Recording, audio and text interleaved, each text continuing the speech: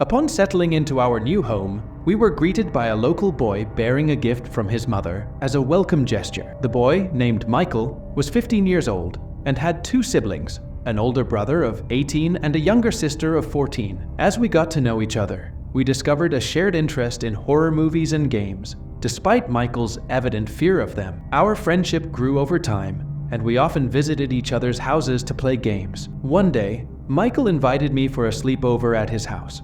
We spent the night playing games and watching horror movies, although I refrained from showing him anything too gory, knowing his fear. In a moment of daring, I decided to show him a website my school friends had told me about, Pure Gore. We were drawn to a video titled 5 Stages of Grief, a 25-minute-long video depicting horrifying acts of violence committed by a man wearing a cat mask. Each act was numbered and involved a different victim: an old man, a young boy, a woman, a girl, and a younger boy. The morning after watching the video, Michael fell ill and seemed to have no recollection of the video. We lost contact for 3 weeks until one day, a news report caught my attention. A local family had been brutally murdered, and the details of the murders eerily mirrored the acts we had seen in the video. The victims were Michael and his family. The realization of the connection between the video and the murders left me traumatized. When I tried to find the Pure Gore website again, it was nowhere to be found.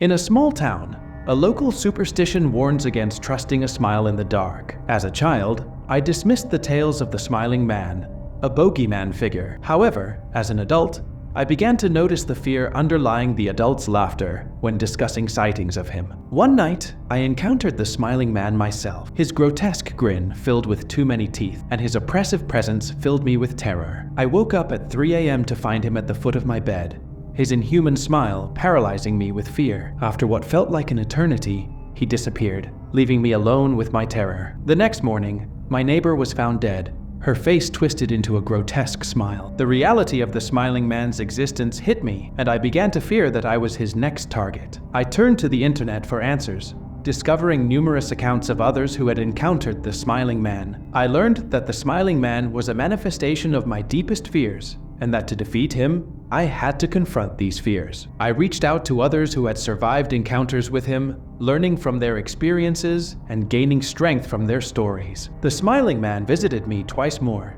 each encounter more terrifying than the last, but armed with my newfound understanding. I faced him on his third visit. I acknowledged my fears, accepted them, and in doing so, robbed the smiling man of his power over me. The smiling man disappeared, and with him, the weight of my fears.